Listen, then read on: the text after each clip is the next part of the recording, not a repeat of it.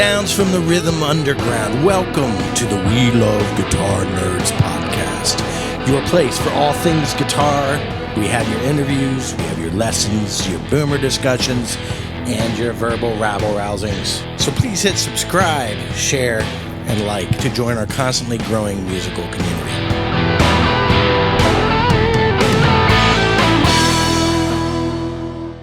Nerds, today I'm grateful to be talking with Michael Giblin of the band Split Squad. He's a bass player, singer, songwriter, producer, performer, and lifelong music nerd. Thank you, Michael. Thank you a lot. Thanks a lot. So we're going to take it back to your beginnings, like where music started for you. So where did it start for you? I guess, you know, I was always a consumer of music, and I would have to say one of my most formative and lasting experiences that I remember of a kid as music is in the 1970s. We lived in a town in rural Tennessee, and we had a house. I have two brothers and a sister, and we're all like 1 year apart, so we're all you know, very, very close and all doing the same stuff together usually. But we had a house which had a cutting edge 1974 intercom system throughout it. All right. And my parents would make us for our $2 a week allowance. And my mom would put on Saturday afternoon, my mom would put on Casey Kasem's American Top 40. Okay. And that's what we did. We cleaned our room listening to American Top 40 in like 1972, 73, 74. And if you've ever looked at the charts around then, unbelievably eclectic. Yeah, you know, there was no fragmentation. And so you had the Carpenters right next to Queen, right next to Aerosmith, you know, and so that's how I first started to consume music, which was without prejudice and without bias. So you know, I listened to music like crazy, and but then when I got into, like, you know, just like the start of like high school, I played soccer in high school, but I wasn't particularly good at it. and I wasn't, you know, much of an athlete beyond that. And my tastes and stuff were kind of outside the mainstream. So that's a perfect recipe for what was the mainstream when you were in high school? Well, it was, when I first started high school, it was the dawn of MTV. Okay. MTV was in fact, I think my first year of high school, MTV was not there yet. But by the time I was done with high school, MTV was, you know, so it was, you know, but I grew up in central Pennsylvania. So, you know, 93.5, the home of rock and roll, you know, right. The place where 38 Special still has a career. So, right. Yeah, I opened for him. Yeah. Like 20 years ago. So yeah, it was, you know, mainstream was, you know, foreign, all stuff. And so that stuff didn't really appeal to me. There wasn't anything much of an alternative, at least, you know, and that there wasn't much of an alternative that you didn't have to go work really hard to find, you know. And I just gravitated towards the weird outsider kids who, you know, who would form bands. That's what they did. I always kind of hung out. When did you start playing music? Older than me. Well, I started. Like I said, I hung out with the kids who were a little bit older than me, and they were getting into all of the stuff that was coming out of England, you know, in like 1979. You know, so that sort of came to me, and you know, some of the guys were in bands I would hang around, but I had two formative experiences epiphany type things, which made me want to be a musician. One of them was growing up in Central PA here. We didn't have cable yet in my neighborhood, so so you had to, you got three, maybe four channels, and on, I think it was Friday nights or whatever, like after midnight, if you put the rabbit ears the right way, you could get WPHL from Philadelphia, and they showed a TV show. I remember it was called Rock World, which was a British TV show, and they would show, this was before MTV, so they would show, what they called them was promotional clips of new music, and they would show like 2 songs at a time from an artist, and show like 3 or 4 artists. Staying up late because I was already a night owl. I saw, I believe in this order, The Police, Walking on the Moon, and Message in a Bottle. Then XTC's Making Plans for Nigel and Life Begins at the Hop. And then The Vapors, Turning Japanese, and Waiting for the Weekend. Okay. And it was literally like a gateway to another universe. So that was your Bach. I'd never seen or heard anything so cool. Oh my God, who are these guys that look unbelievably, amazing? And so I had to go seek it out, because, you couldn't, in 1979, 1980, you couldn't walk into We3 Records in the mall and get a XTC record. You had to go, you had to order it, you had to find it, so it took some effort. So that led me into, I want to be like these guys. And then shortly after that, I believe it was 1980 or 81, after I'd really started to, to get in, make music, at least music, the consumption of music, a central part of my lifestyle. Went to see the Pretenders at the Forum Theater in Harrisburg. It was the Pretenders 2 tour, and I can count on 2 hands at least people I know who say pretty much the same thing about this concert that I do. Yeah. It was, at that moment in time, they were arguably the greatest rock band on the planet. They were firing on all cylinders. It was the original lineup. They were unbelievable. Right. And it was probably the greatest concert I will ever see in my life, right. Like right out of the gate, right. Like number 2, and I walked out of there going, I got to figure out how to do that. I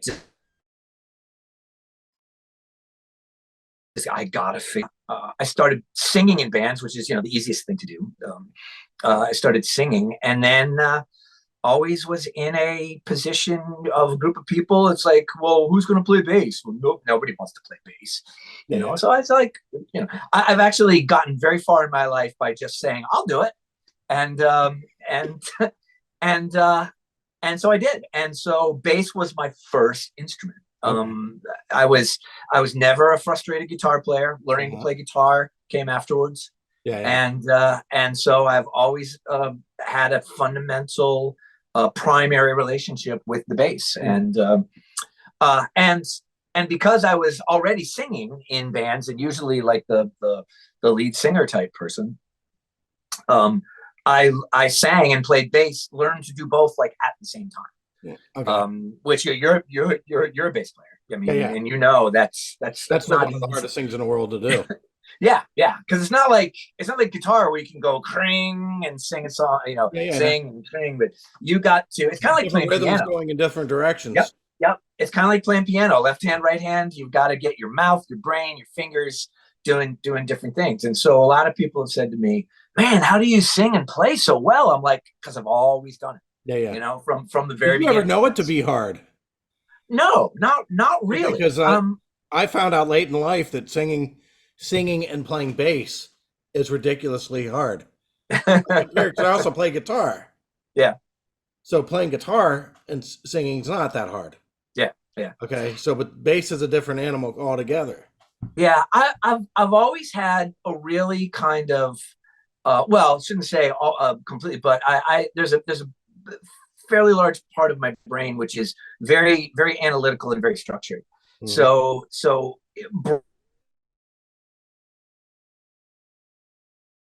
breaking that couples and focusing on them that was actually kind of intuitive for me to do.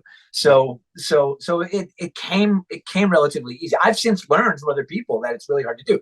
And to be fair, I've had my fair share of songs that like, who can do this? Mm-hmm. Like, who are your earliest Sting? influences? Good Lord, Sting. Okay. As a bass player, probably the people that I listened to as a consumer of music. So a lot of The Clash, a lot of Elvis Costello and Bruce Thomas in the early Attractions stuff. Amazing, incredible bass. And that was actually a great way to learn the bass beyond just thunk thunk thunk thunk root notes, because Elvis was not a very good guitar player. His guitar playing was very sort of pedestrian. Rhythm guitar playing. Yeah. And so Bruce Thomas took a lot of opportunity to stretch out and play melodically and play. I learned a lot from Bruce Thomas of listen to the vocal and listen to what the vocal is telling you to do, like picking up certain rhythmic things because Bruce Thomas was amazing at that. And so he was a huge influence, Yes. And then probably when I hit college, much like a huge chunk of people my age, I got just gobsmacked by the brilliance of REM and how relatively easy it was to assimilate that kind of music. Yes. And so Mike Mills became a huge influence. And again, Wonderful there's a really great melodic bass player and a great co-vocalist. Yeah. Oh, absolutely. A really great melodic bass player. So you went to college first at what? What did you study first at college? I went to high school. I graduated college graduated high school. I did 2 years at a small liberal arts school in central Pennsylvania, in the center of Pennsylvania, near Penn State, called Juniata College, and I was studying computer science, and I had a minor in music there as well, but I was completely self-taught. So my first formal music education came there, and I didn't read, but it was a school where it had the music department was 2 people, and there were probably only 25 students taking music classes at this school. Right. So they're like, we'll take what we can get. Yeah. We don't mind. And so I started to learn a lot of the fundamentals of classical type music. It was a Brethren church school. Okay. So whole lot of Bach, man. But that's in that day. That is all they taught in colleges. Like, not all colleges, because the story goes in another direction. But all liberal arts colleges, like if you were a guitar player, you would never touch a guitar pick in the 4 years that you were there. Yeah. Four part chorale writing was the bread and butter. Theory. Yeah, and what's interesting about that is it's kind of like the 7th grade algebra of music. Yeah. Because I can't tell you how much I have used the fundamental principles of 4-part chorale writing ever since. You want to write horn charts? That's basically chorale writing. Okay. And so scoring strings and scoring the fundamental principles that I learned in, later on you learn like the idioms of, how to voice horns and things like that. But like voice leading and constructing chords and all of that came from all the stuff that I learned in my freshman year of college from a 85-year-old woman who listened to nothing but Bach. Yeah. You got more out of it than I did. You had probably your attitude is probably but then after 2 years I decided to get kind of serious about it, and I switched and went to music school. I transferred to Berkeley, which I believe you attended at some point as well. Yeah. At Berkeley. We're talking what years are we talking here? I went to Berkeley in 86. No, excuse me. Yeah, 86. And I graduated from Berkeley in 88. So I did 3 years there at at the Berkeley. same time. Oh, really? Yeah. Wow. Well, I went 87 to 89, but Okay. yeah. Wow. Wow. I lived, I think, 1 semester in the dorms. I was a little older because I had done 2 years of school already. Yeah. I was a little older, and so I lived 1 semester in the dorms, and then moved out. I lived in it was wonderful place to live. Terrible apartment, but we called it the student ghetto. The fens by the museum. In the Back Bay, where like all those students lived in all those brownstone apartments. Yeah. It was a terrific, great place to live. Yeah. Yeah, and then I ended up living in Somerville my last year. So Berkeley, what did you get at Berkeley? I would not trade my Berkeley education for anything. I'm very adamant about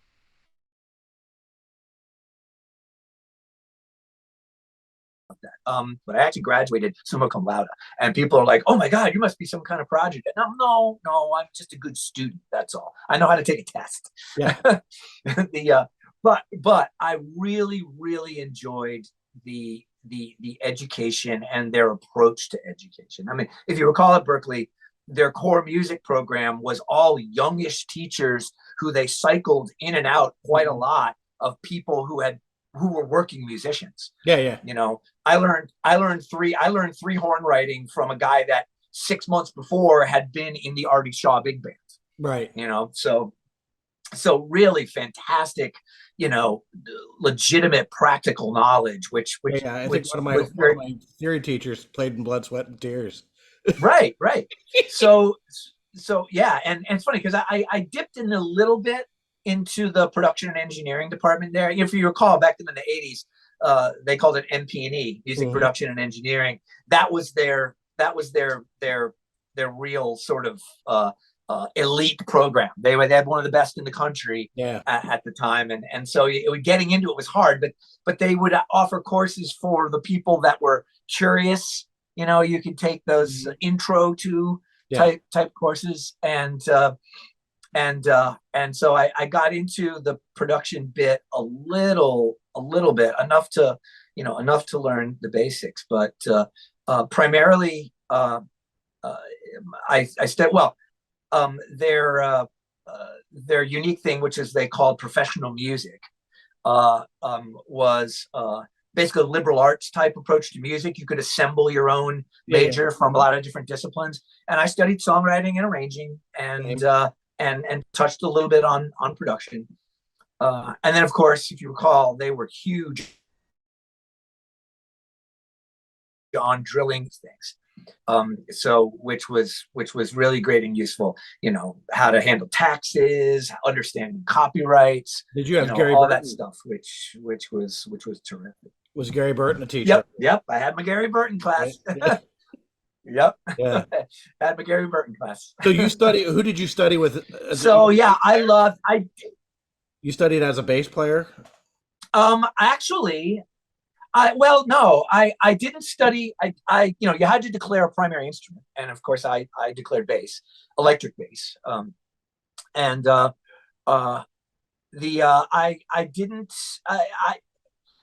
I never considered myself a really white hot kind of player, and I was never very interested in the kinds of players that were very sophisticated.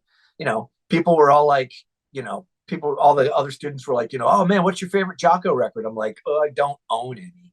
Yeah. Richie Goods. You remember Richie Goods? I don't think so. Was he a bass teacher? That did all the like crazy John.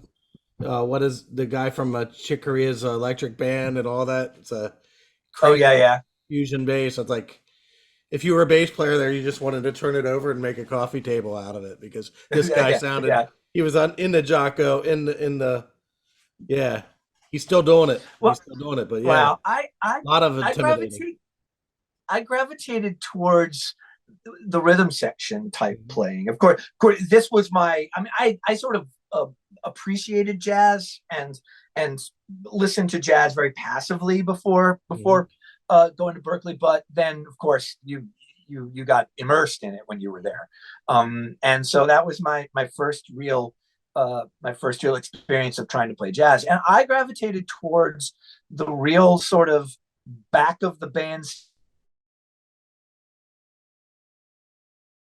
stand rhythm. So for me, jazz, the great jazz was the Miles Davis kind of blue cool era kind of jazz, where you're just sitting in the groove, and you're keeping it down there, and you're laying the foundation. And I can't remember who it was. One of my teachers there, old African American dude who had been playing in jazz bands for 50 years, and he said, in one ensemble, he was like, "You really should only notice the bass player when he stops playing."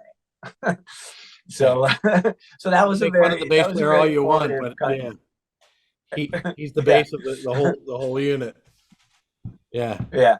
And then the other thing he said, which was a big stick with you all your life, was he said, you're going to spend the first 5 years of your musical life trying to play as many notes as possible. Then you're going to spend the rest of your life trying to take them all out. Yeah. Space. Yeah. So when did you start songwriting? So pretty much right away when I was playing in bands in high school. My first band in high school, my first real band that actually, sort of did anything of any consequence, meaning we went out and played in front of people more than a couple times. Yeah. Was with Jeffrey Gaines, actually, because we went to the same high school together. All right. Jeff played guitar and sang. I played bass and sang, and then we had a guy playing drums. It was a little punky, new wavy kind of trio. And pretty much almost immediately we started writing our own songs. So they were terrible. And I'm pretty glad I don't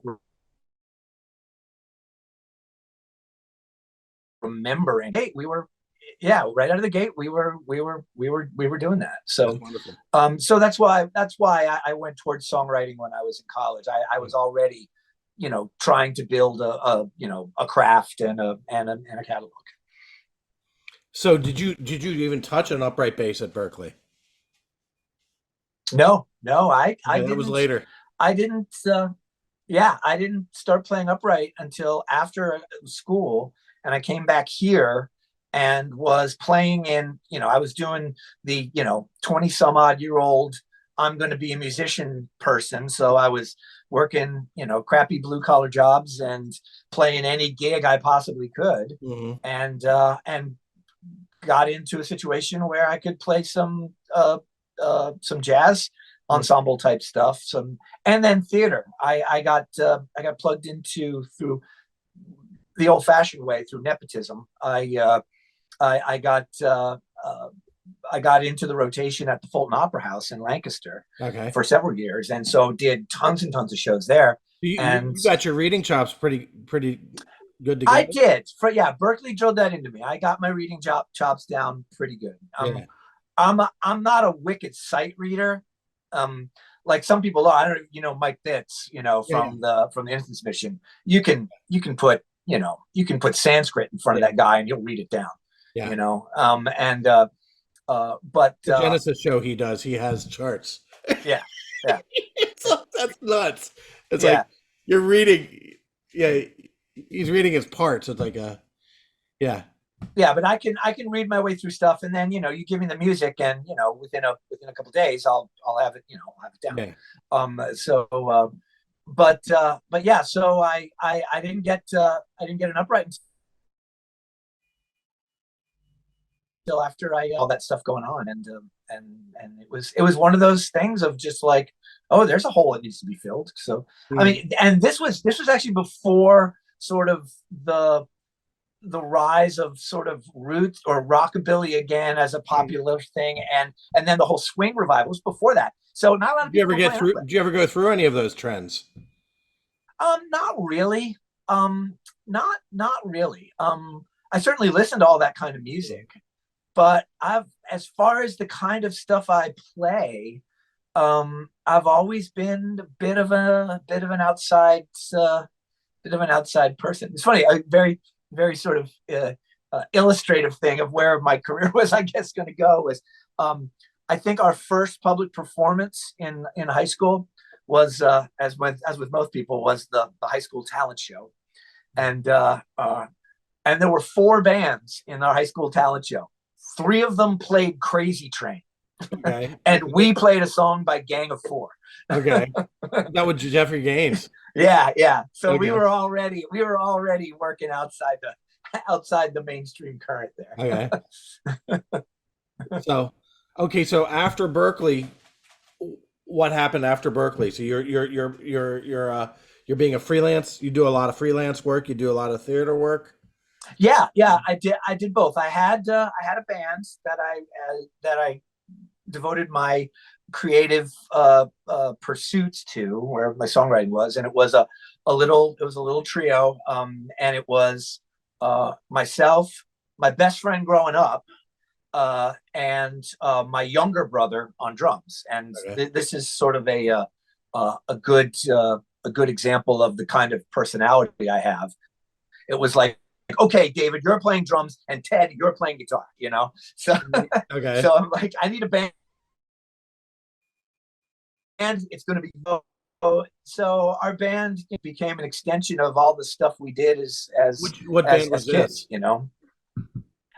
We were called Blue Yonder, and we were around from about 88 to about 96, 97, 90. We were close to probably 10 years. Okay.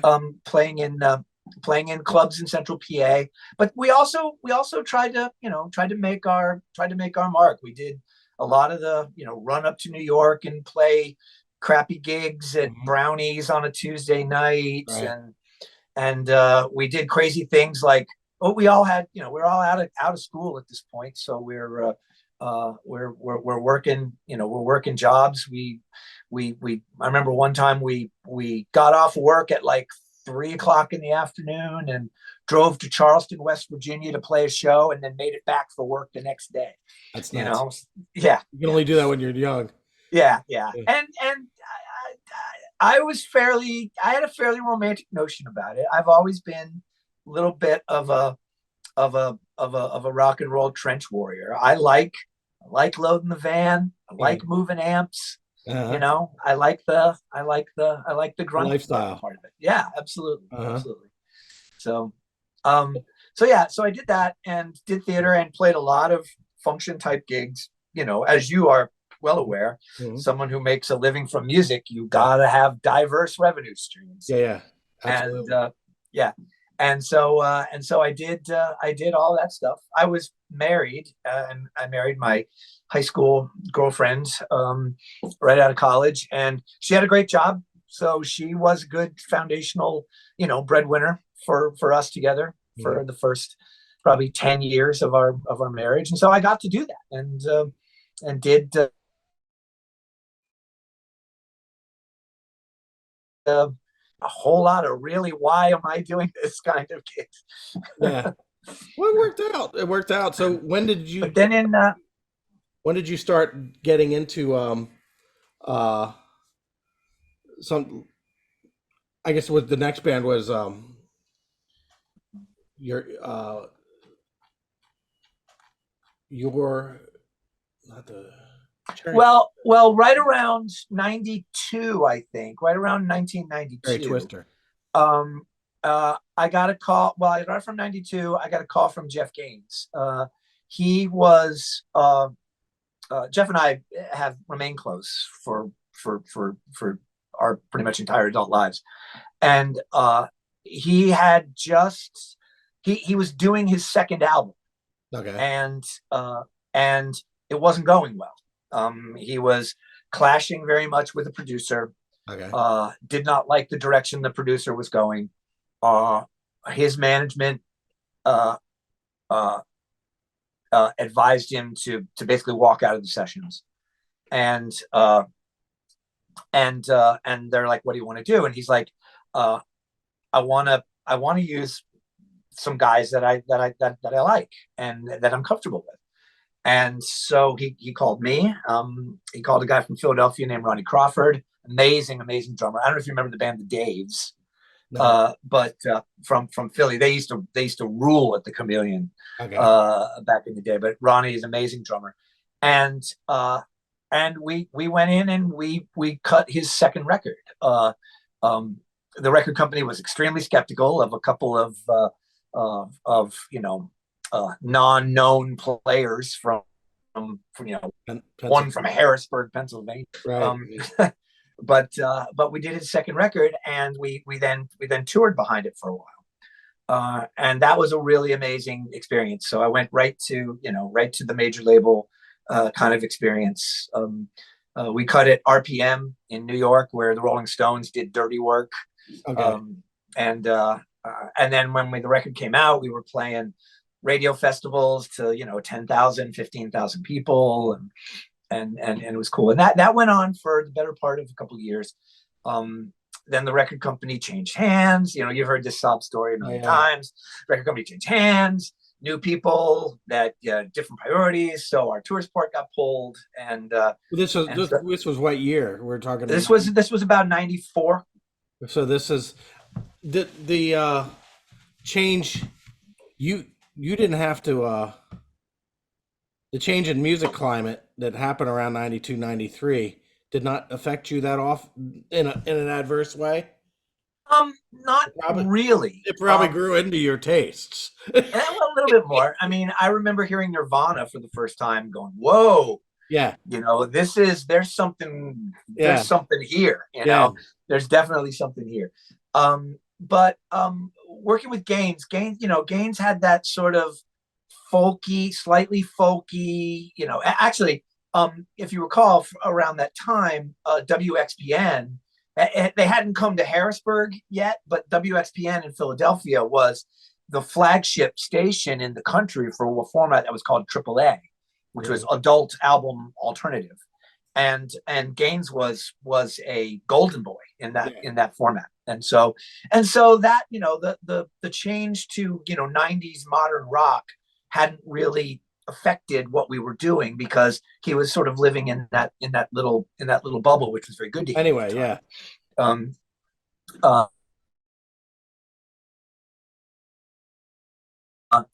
Then when we came back, when that finished and I came back, I wound up getting involved with a couple of guys who had been playing around, and a band called Cherry Twister. And Cherry Twister was again rubbing against the norm. We were a three-piece power pop band that was. So when did you become aware of this term power pop? Really, really around then. It didn't. Even though the bands that were sort of the foundational pillars of power pop were a big part of my record collection and a big part of my listening experience, I didn't recognize it as sort of a genre unto itself. Who would you consider to be those influences? Badfinger, Cheap Trick, The Knack. For me, the band the Plimsouls always had a huge place in my on my turntable. So all of those bands, and of course, the term power pop was famously coined by Pete Townsend, to describe I Can't Explain. So, it goes all the way back. I didn't know it went back that far. Yeah. So and of course the Who, the mod kind of Who, not the classic rock Who, but the mod Who was a huge part of my DNA. Yeah. And so that stuff was there as a central part of my musical experience, but it wasn't a genre to me. It wasn't a thing. In the 90s, Cherry Twister was part of this movement around that, which coalesced and was nationwide. Yeah. There was a bunch of bands, maybe about 20 or so bands across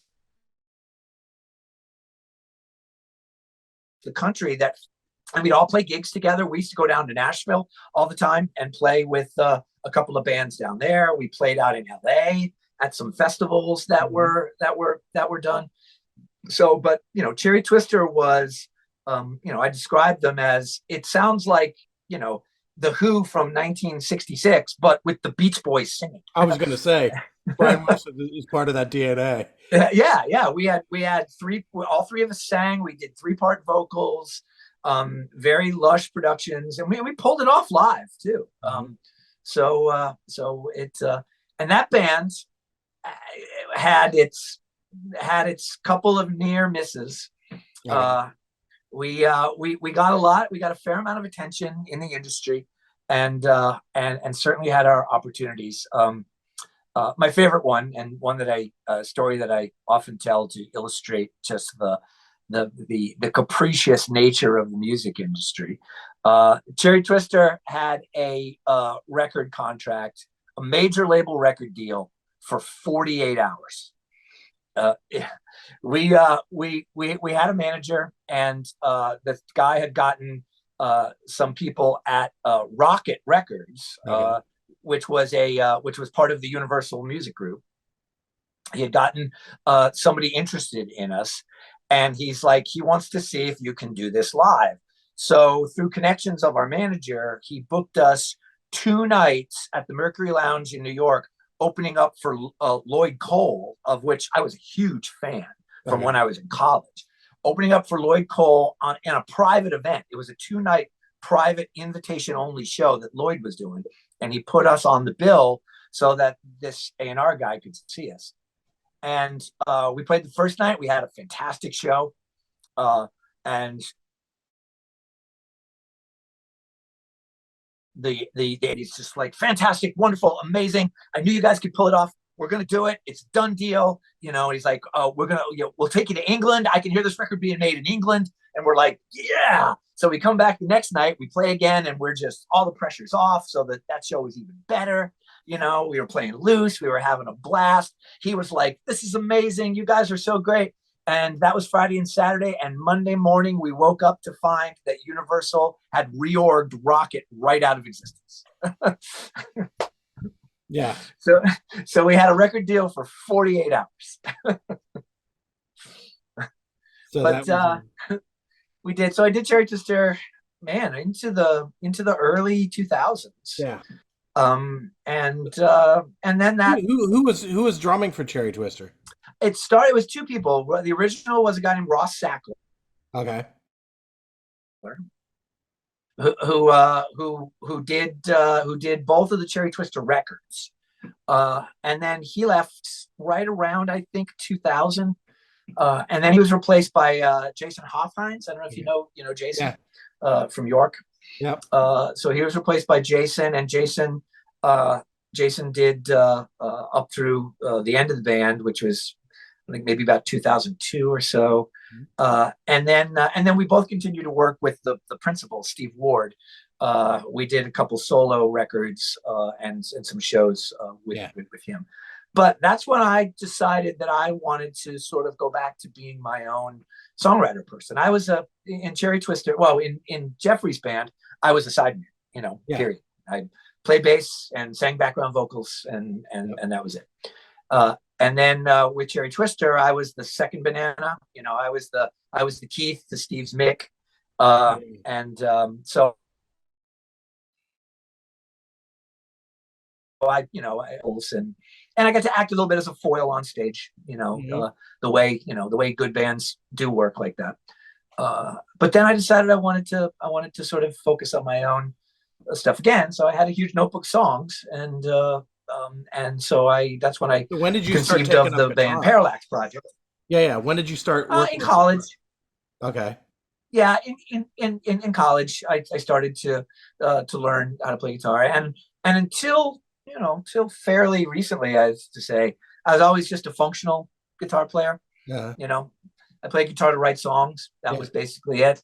I wouldn't play guitar in public. Very often, but I also, in school at Berkeley, I picked up piano. You can't sort of not do that, because you have to learn theory from the keyboard. Mm-hmm. So I'd done that as well. But then I've been writing, and so I put together. I'd also been starting to learn my studio chops then as well. That's yep. And Next question. yeah. So Steve from Cherry Twister was a real sort of early adopter guy when it came to studio technology. Okay. You know, he had hard disk recorders, and then he had ADATs right away. And then he was the first person to get that I knew to get Pro Tools, things like that. So he had, so I was always sort of watching him and learning from him. Okay. And so then I invested in my own recording type approach or recording platform. Yeah. And recorded my first. I hesitate to call it a solo album because I've never really thought of Parallax Project as me solo. It's I'm a band guy. That's what I was going to say. You're a band guy. Bands. I like to be. Yeah. I like to be in bands. So even though I was going to invent a band to be around. Yeah. So I've always said I don't want to pick up a record that has my name on the front of it. Yeah. So Parallax Project was always conceived to be me and whoever I assemble around me at any given time. So so the first Parallax Project record called Oblivious was it was just me cleaning out my notebooks.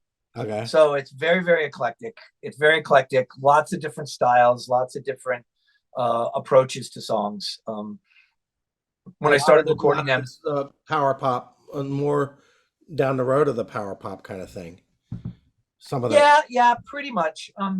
A lot of songs that I wrote for Cherry Twister, which weren't sort of accepted, but then a lot of trying different styles as well. As I started to record them, I was like, I'm not going to try to force these songs into being anything. I'm just going to let them each tell me what they are and be what they are. Yeah, you know. So there's a couple of really rockin' songs, and then there's some very twee pop songs. Do you as kind well. Of like? So, this I do know about you. So you say your music kind of started with like 1979, but throughout that, I also know because I've seen you play them that you've gone back, like maybe as you got older or maybe whatever. You've like taken the British invasion, and you're a student of all that stuff too. Like you were talking. Oh about yeah. And as I said early on, that 1972-73 Casey Kasem's Top 40, thing was hugely important. I will plant my feet and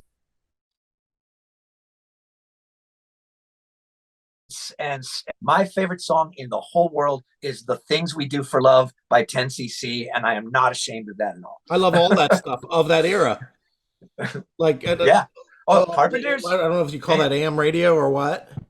I don't know what it is. The hits radio, of the early 70s. Those are the earliest memories I have. Yeah. Oh yeah, Carpenter stuff. Carpenter stuff is unbelievable. Mm-hmm. So Small Faces. I remember you doing that with Brian Carpenter. Songs I never heard before. Well, that's my mod thing. As I had to sort of pick a subculture as a teenager to identify with, I went with the mods. Yeah. So yeah. So Parallax Project, that takes you in through the you started around this time. Did you recorded other people too? I started to. Parallax Project is still an ongoing concern. It's been a number of years. There's three Parallax Project albums and one album of covers, which I've put out. And each of the Parallax Project records is a little bit different and has different people on it. Mm-hmm. So it really was. The first one was a lot of, like I said, my notebook, but then the next two were whatever band I had at the time, really. And so each record has that flavor of those players, okay, which I really love. Yeah, I'm a band guy.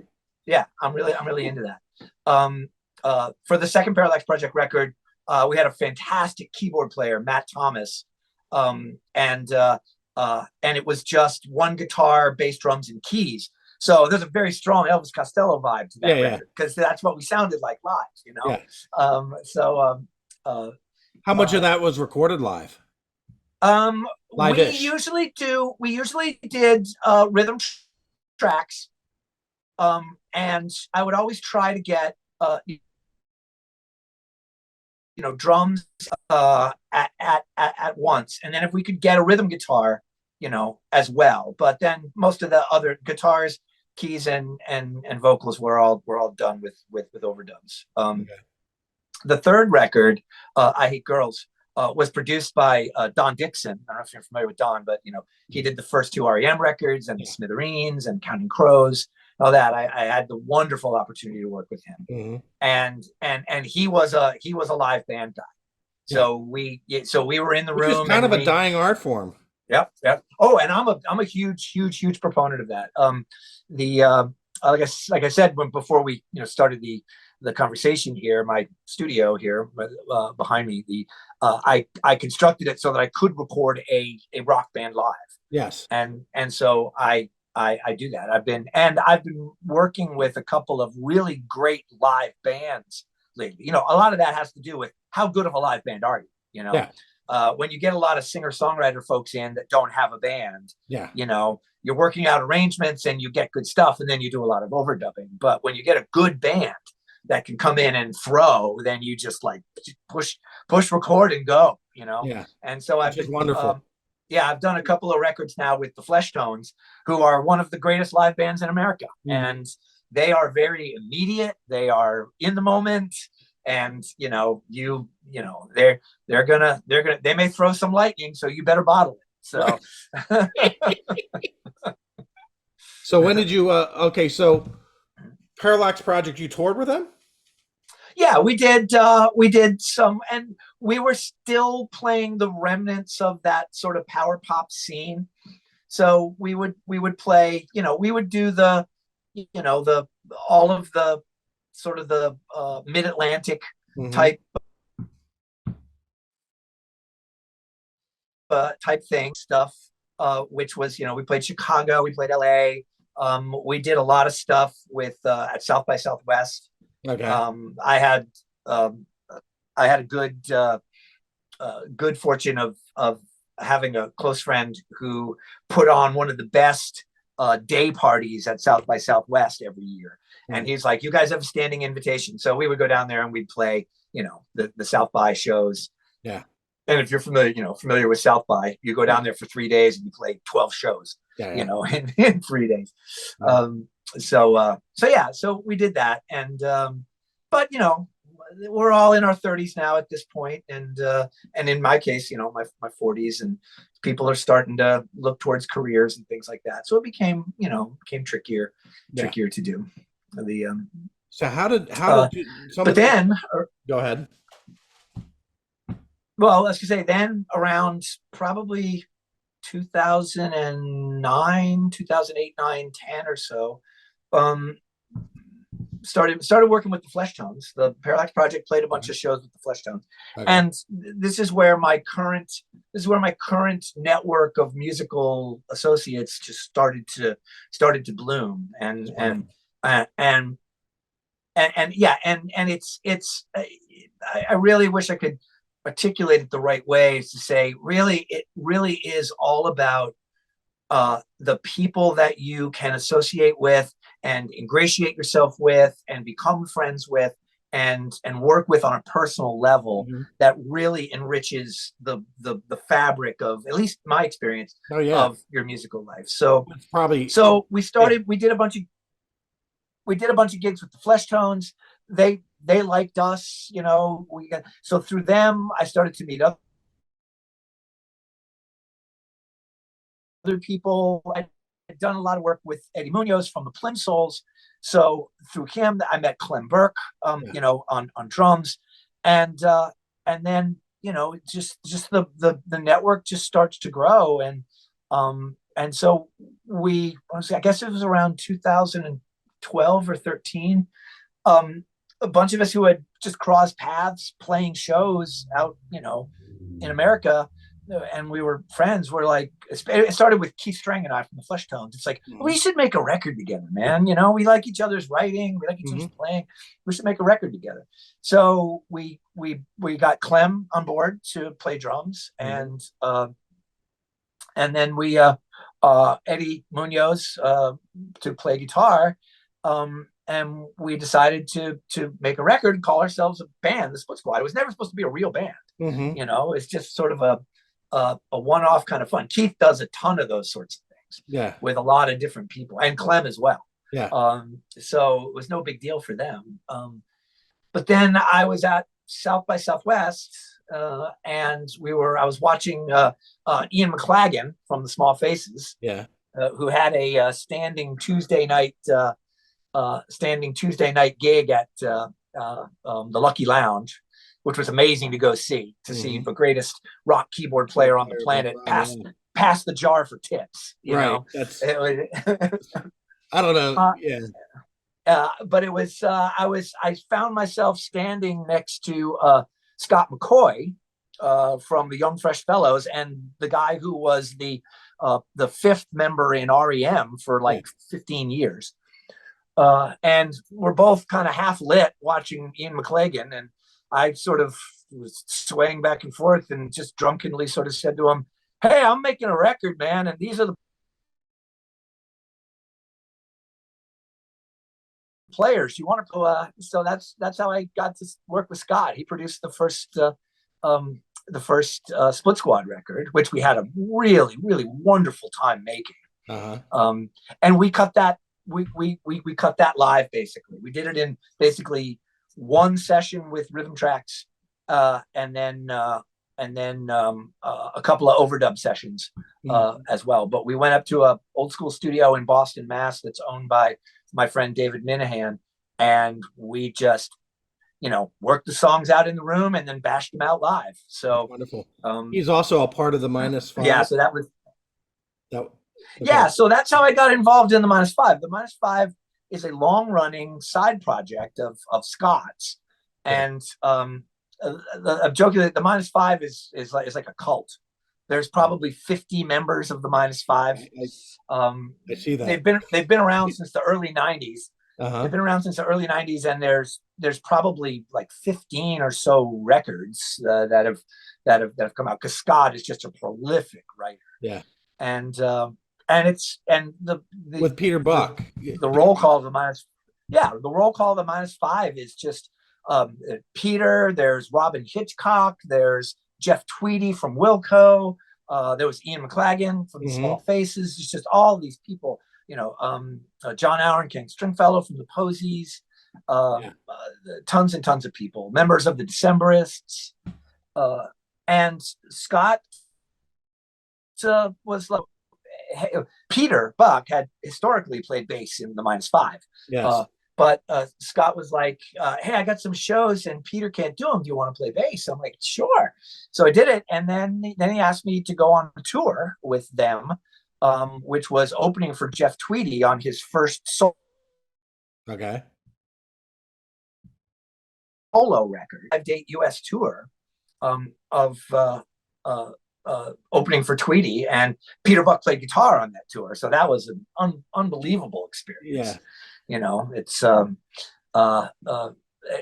It's always a dicey proposition meeting your heroes. I know this, and I've had an opportunity. I've had an opportunity to meet many of my heroes, and I usually make a snap judgment call of whether or not to do it. I've passed up meeting Elvis Costello simply because I don't want, the famously, snarky Elvis Costello to be the one that I meet, and have it be horrible. And I understand exactly what you're talking about.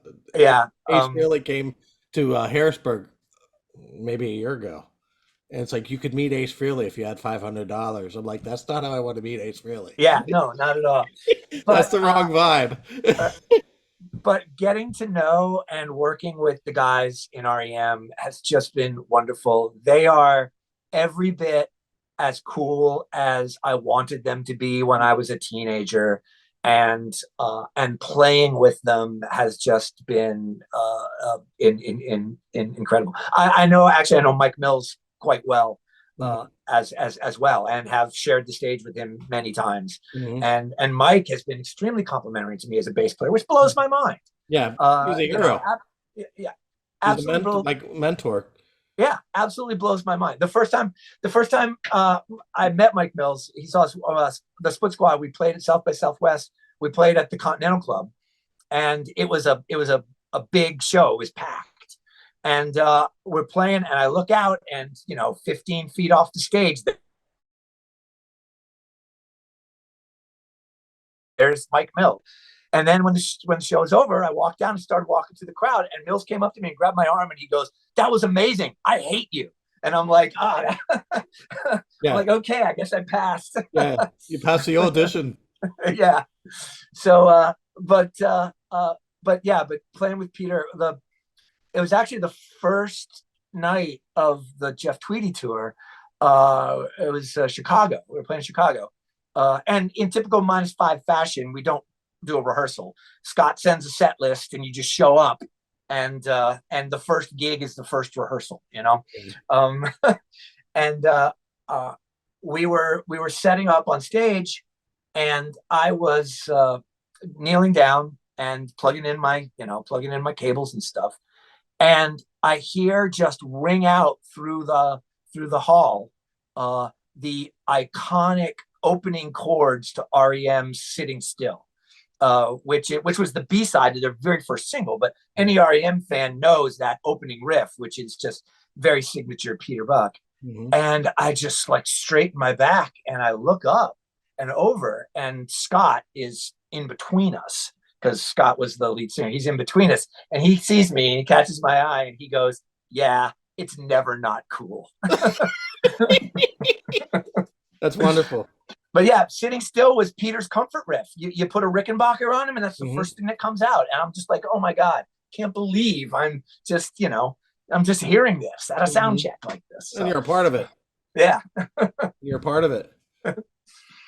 So yes, so Split Squad has been a gas. It's been super fun. We get to very honestly use the cliche of like, "Oh, we're much bigger in Europe." Mm-hmm. We're over there. We haven't played in the United States in probably 3 years, but we've played plenty of times in France and England and Spain and Sweden. So did you do stuff before COVID? we did stuff. Yeah, we did lots of stuff before COVID. Split Squad's been all over the country, Canada. We've played England and France and Spain. Mm-hmm. Of course, everything got shut down with COVID. But since COVID, we've managed to play in England twice, France once, and we started in Spain in November. But I unfortunately came down with pneumonia after the first couple shows in Spain, and we had to scuttle that. But which was really unfortunate. You guys have a new recording or a newish recording? Yeah, we released our second album in November of 2021. So it was a 2022 record. Yeah. So we spent last year just working that. We had a Little Steven's Underground Garage coolest song in the world, which is great. And actually the record was put out in Europe on a Spanish label, and actually apparently sold quite well, because the label had us over there for this tour where I got sick, and they said, yeah, the record's pretty much sold out. So it's been cool. Been a lot of fun. So Solid Records are still a thing, or not? CDs? Oh yeah. Both of the Split Squad records came out on vinyl. We sell more vinyl than CDs. Okay. Our audience is people of a certain age. Yeah, or hipsters. Yeah.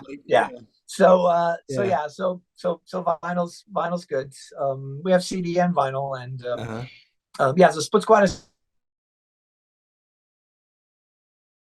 2 albums and scrounging all of our unreleased tracks to put together another EP to come out in the spring. Okay. And then we hope to do another record later in the year. It's tough for us because everybody's in other bands. That's actually what mention all the different bands. Familiar with all the different bands that make up the Split Squad. Clem is from Blondie. That's what everyone knows him for. Right. So because he's been sure. So a split A split squad is a baseball term, actually, if you're not familiar. And in spring training, they will split the squad in half to be able to play 2 games in one day and evaluate players. Mm-hmm. So because everybody in this band is in other bands, we are the split squad. Yeah. and so yeah, Clem is in Blondie, and Keith is in the Fleshtones and has been since 1975. Mm-hmm. As with Clem in Blondie as well. And then guitar. We've had a couple of folks in the guitar slot, but usually it's Eddie Munoz from the Plimsouls. Mm-hmm. But we've also used Kurt Block from the Young Fresh Fellows. And then appearing on the record is Jason Victor from the Dream Syndicate. Okay. But probably outside of our Rock and Roll Hall of Fame member Clem, one of the more interesting members in the band is our keyboard player, a gentleman by the name of Josh Cantor, mm-hmm. whose day job is he plays the organ at Fenway Park for the Boston Red Sox. All goes back to Boston. So, yeah. Well, that's actually how we got to work with Josh when we were doing the record in Boston.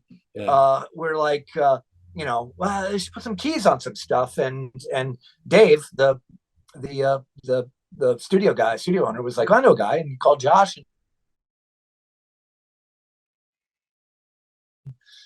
Plus, Josh works with the band The Baseball Project, which is Scott McCoy as well.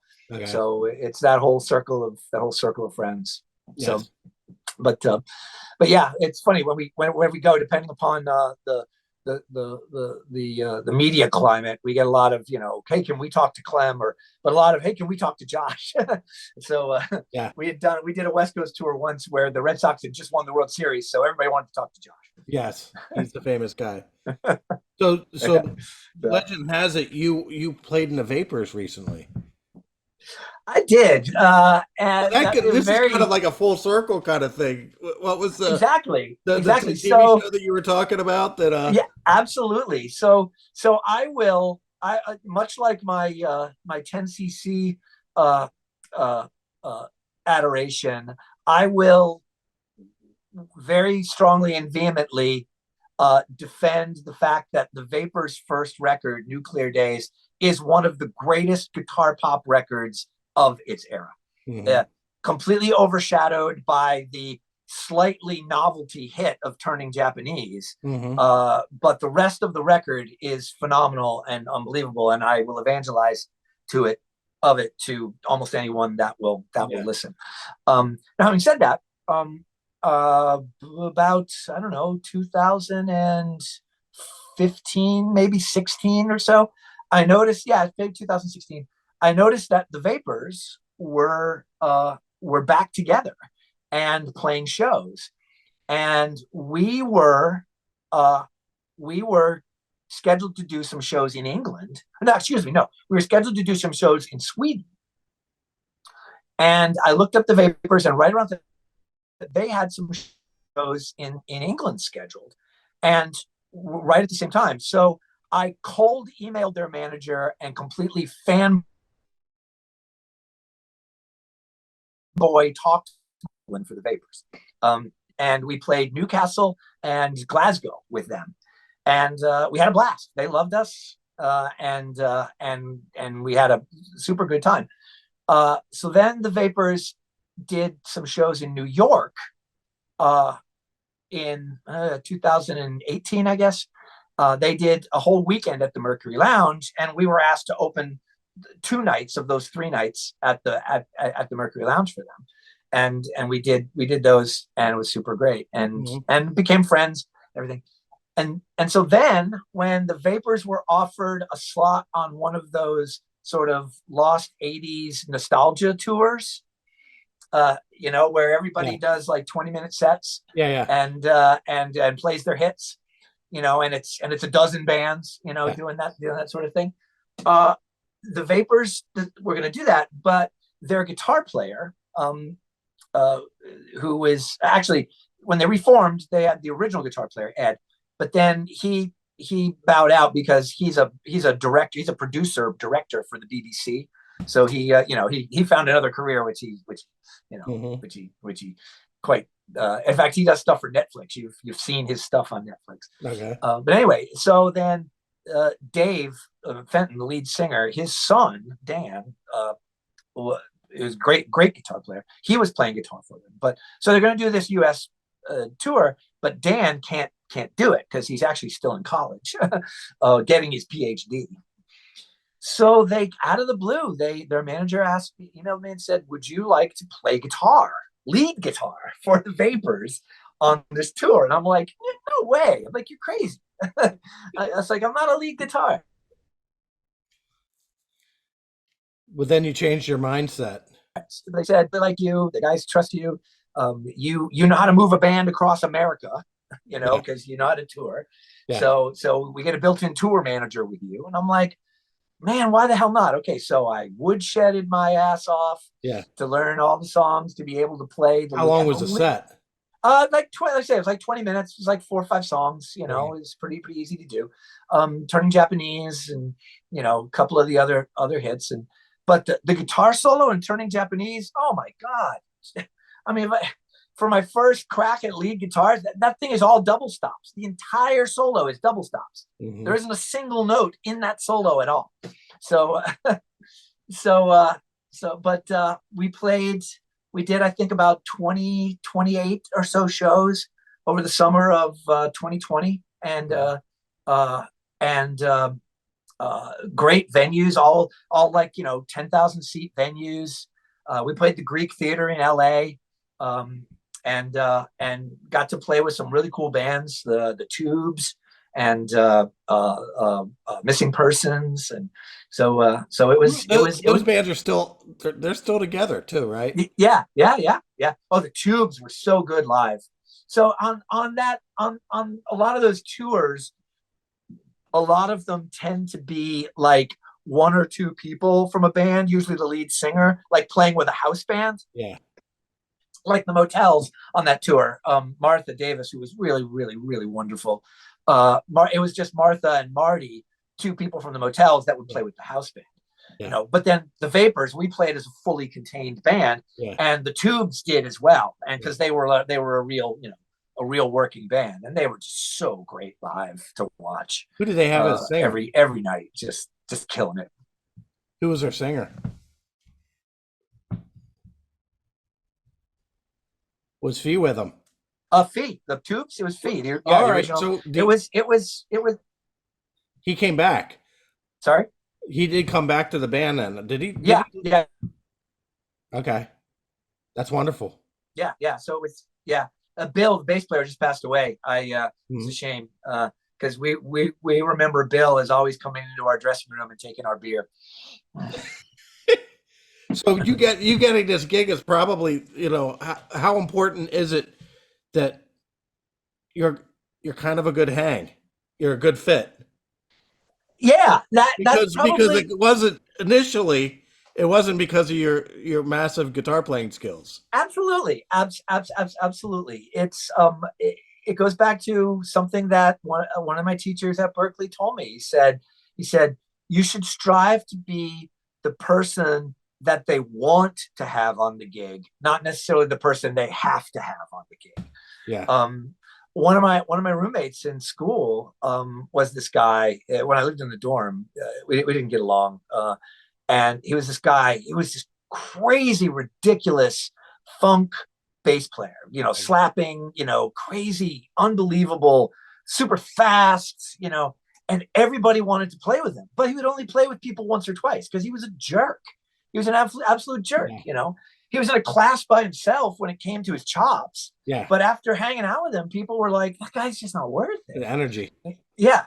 And so the whole circle of the -5 folks, they are just a walking embodiment of that. There's nobody that's a wicked, blinding instrumentalist in that group. It's like Peter Buck included. Peter's great contribution to guitar playing is really crafty creative hand of his, you know. So you know, but Peter's not going to play blindingly fast notes, but all of these guys are people that are just wonderful people to be around. And so they're always working. They're always working and always busy because the minus five is kind of like a band of friends. Am I right? Absolutely. Yeah. Josh, the keyboard player, his wife, who's a really great person, she refers to them as the nice guy club. Okay, that's wonderful. Yeah. So what is next for you? What do you have planned?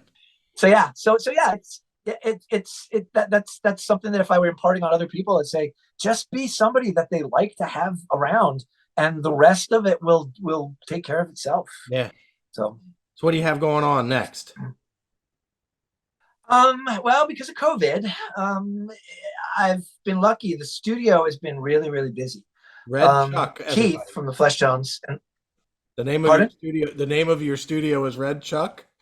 Yep, Red Chuck. I've been known for wearing red Chuck Taylors ever since high school. Yeah. So that's the moniker of my studio. Yes. And but Keith from the Fleshtones and the Split Squad, he actually lives most of the year in Stockholm, Sweden now. Okay. And he's deeply ingrained in the garage rock community over there. And so he's been shipping me work from over there. I've been doing a lot of mixing and mastering for bands from over there. And I've had, I think, something like 8 Little Steven coolest songs in the world come out of my studio, which is great. Been working with the Fleshtones now for a couple of years. I did a couple singles for them and their last album, and now we've got a bunch of more recorded, and that stuff actually charted on the Billboard charts, which is pretty remarkable. My modest little room here actually has Billboard charting releases. So. But so we didn't even get into the learning curve that was you being a producer, because that's a thing in itself. That's a thing in itself. Yeah, it is. That that is not my. In other words, I don't have that. I don't share that ability. I do a little bit, but not like you've been at it. If it's something that's important to you, you work.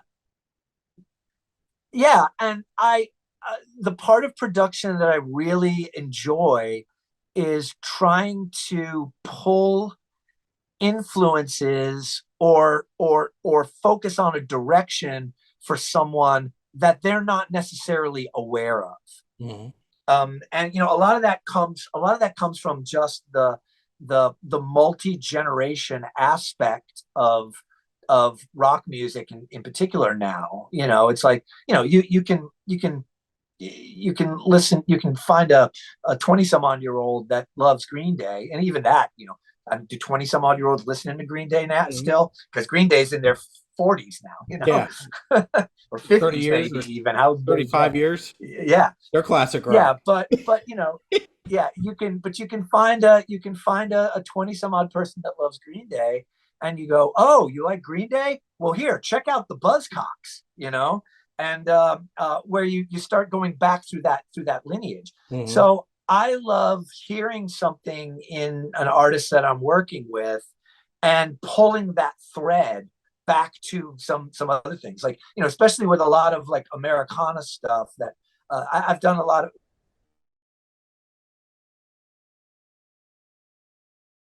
Fair amount of Sevens, and you know, I like Wilco and stuff like that. I'm like, oh, well, you know, have you ever heard "Sweetheart" by the Rodeo by the Byrds? Yeah. You know, which was made in the early 1970s. So you start pulling on that, and or you know, it's like, oh, we could take this in kind of a David Bowie direction, and they're like, well, I don't really know that. I'm like, oh, cool. Then it's honest, you know. Yeah. Then it's an honest thing to pull out because it's not contrived.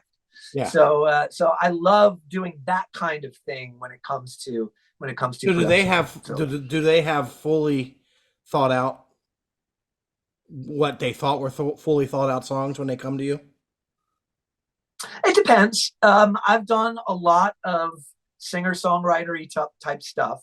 Okay. where it's, someone that's strumming a guitar and You're creating and the backing track. yeah, and but then there are others where I like the Fleshtones come in, and they, even though I got like production credit, they have a vision and they know what they're doing. Yeah. And my job is to just not screw it up. And so it's both extremes, varying degrees of both extremes in there. I really have had a lot of satisfaction over the years of making like a first record for people. A lot of local artists around here, people that have written a bunch of songs, and maybe don't play in a band, but have can play guitar or whatever, or have played in bands and don't currently play in bands, whatever. Making that first record and helping them. You recorded helping Amy Simpson's album. Yep. Yep. Yep. Yep. I think that's her first album. Yeah, that Amy, phenomenal singer, amazing singer. But Amy, my experience with Amy, and I hope I don't say something that gets me in trouble, but my experience with Amy, watching Amy work, has always been, she's been in situations where she's not calling the shots. Someone else is sort of the music director, things like that. So I tried to say, she approached me about making a record, and Amy doesn't really write very much, so I wrote a couple songs for the record. Dan Giblin wrote one, and then we picked a lot of songs together, and I let her sort of drive the bus with regard to that. David Bowie cover. That was her idea. She wanted. That was wonderful. She wanted to do that. Yeah. We all want to hear that. We all want to hear, like, she's not just what everybody knows. Yeah, exactly. I tried to put some of that stuff on there of what she does. Like we ended with me, her, and Forrest Brown, me on upright, Forrest Brown on guitar, doing Julia London's "Cry Me a River," which Amy the Torch Song jazz singer, right? But then there's a couple tracks where we had the Blitzsteinette horns on there, which is her sweet spot. So, yep. Well, thank you, Michael. Michael. So if we learn anything from your production end of things, it's like history is good. Knowing your history, music history, is good, and it's bringing all those experiences in on your the people who don't be afraid to have influences and embrace them. Yes. What's the famous quote is that immature artists borrow and mature artists steal. Yep. So let's have a wide pool of people you're stealing from. Yeah, absolutely. And if you're gonna steal, if you're gonna steal from somebody, they probably stole from. Say that again. If you're going to steal from somebody, say that. If you're going to steal from somebody, they probably stole from somebody first. Yes. So jump over that and go to the people they originally stole. Right. From. Who are your heroes? You'll cover your tracks better. Yeah. Right. You'll cover your tracks better. Right. Thank you so much. And cool, man. Thanks. Thanks for having me. It was super fun talking to you. Thank you, Michael Giblin, Red Chuck Recording Studio, the Split Squad. You can check them out. I'll put a link in the description here. So thank you very much.